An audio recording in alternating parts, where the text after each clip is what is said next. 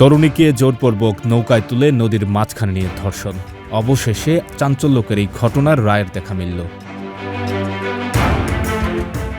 মামলার বিবরণে দেখা যায়, ভুক্তভোগী বিকেলবেলা তার এক বান্ধবীর সঙ্গে কামরাঙ্গীরচর থানার আশরাফাবাদ এলাকায় বেড়াতে যান। কিন্তু সন্ধ্যার দিকে শকুনের কালো থাবা নেমে আসে ওই তরুণীর জীবনে।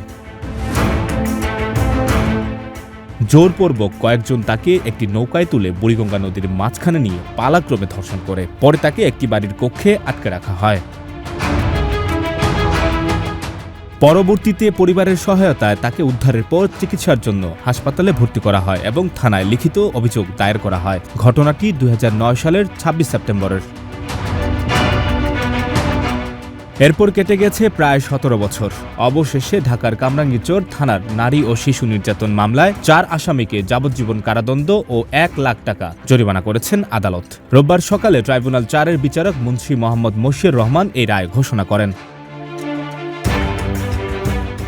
আদালত সূত্রে জানা গেছে, মামলার আসামিরা হলেন শহীদুল ইসলাম, নিজাম, মনির হোসেন সেন্টু ও সাইফুল ইসলাম। এদের মধ্যে সাইফুল পলাতক। অন্য আসামিদের সাজা পরোয়ানা মূলে কারাগারে পাঠানোর আদেশ দেওয়া হয়েছে। তাদের পূর্বের হাজতবাস সাজা থেকে সমন্বয় করা হবে।